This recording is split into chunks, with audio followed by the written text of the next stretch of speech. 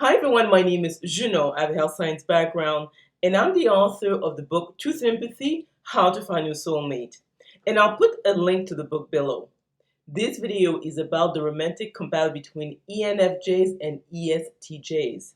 I think most people have asked themselves the question, who is the best match long-term romantically with another person based on certain characteristics? And I think that MBTI personality types is a good starting point. So let's look at what ENFJs and ESTJs have in common. Obviously, they're both judgers. So it means that these are people who are reliable, reachable. These are people who like to plan ahead. And also they tend to be good in terms of finances, organizing the day-to-day activities, even in terms of, let's say, if they were to have a family together, they know that, let's say, in terms of taking care of the children and making sure that maybe they get to their appointments on time. All this, they know that they can lean on each other for these aspects of life. The other point also is that in terms of they like more of a conservative way into dating. So you'll see that the ESTJ, because the theme of their life is duty and tradition, is that they tend to be traditional in terms of how they would date. So the ENFJ would actually appreciate that, because although they are intuitives, they do have a part of them that is quite romantic as well, but also they like the sort of like chivalry, someone open up the door for them, all these aspects that the ESTJ will probably adhere to. Now, obviously, they are going to face some challenges because, first of all, one is into feeler, the other one is a sensor judger. So the theme of their lives is not the same thing. So the ESTJ, all those certain personality traits appeal to the ENFJ, but they tend to be sometimes very rigid. These are the type of people who like to control their environment because they have extroverted thinking as their first function. So they might be kind of controlling in terms of the people that they care about. And the ENFJ, being the type to be obviously a feeler, might not maybe want to stand up for themselves and say, okay, well, I want maybe more freedom, or I want to be able to express myself. So the ENFJ is the type of person who I would consider more of the martyr type, because they have extrovert feeling as their first function. So they want harmony. So they might not want to maybe push back when the ESTJ wants to control them or other people that they care about.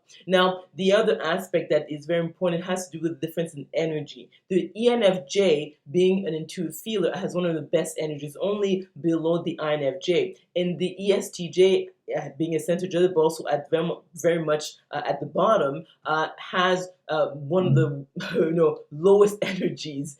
So if the ENFJ spends a lot of time with the ESTJ, they will feel drained, because if you look at their brain type, is that the ENFJ has a slow alpha brain dominance, so around 7 cycles per second. By contrast, the ESTJ, being a center judger and also being a thinker, has a beta brain dominance, so around 16 cycles per second. So therefore, the difference in energy between these two people is huge. So if the ENFJ spends enough time with ESTJ, they will feel drained. Obviously, if a couple gets married and they live on the same roof, they're going to spend a lot of time together. They're going to share the same bed. So there's going to be quite a bit of physiological synchronization. And if this happens, the ENFJ may become sick over time. And it's something that people really talk about, is that really when you talk about the person who is the best match, you have to really think about their energy. And if their energies are too different, the person who is the healthiest will become obviously sick over time.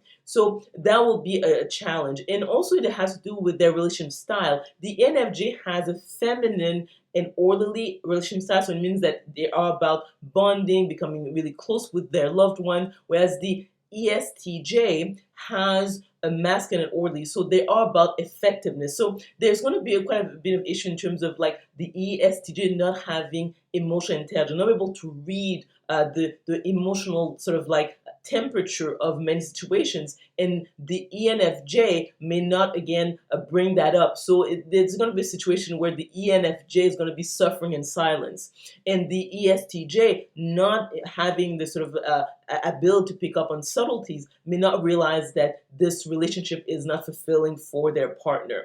Therefore, people who are very right brain dominant, like the ENFJ, tend to be better partners because they tend to be warmer, more accommodating, more empathetic compared to someone like an ESTJ who is very left brain dominant and doesn't have as much people skills, and again is not as warm, not as affectionate. So you'll see a situation where that relationship won't be balanced, so the ENFJ will probably make most of the compromises. So therefore, I think it's a very poor match because one is an intuitive feeler, the other one is a sensor judger. One is very right brain dominant, the other one is very left brain dominant. One has very good energy, the other one actually has the lowest energy of all the 16% type as an ESTJ. One also is very warm, affectionate. Although both the ENFJ and the ESTJ are officially extroverts, but because the ENFJ is into feeler, they have one of the best energies. So actually their energy is only lower than the INFJ. So they need to be alone or with a few close friends and family members to recharge. Whereas the ESTJ is truly an extrovert because they get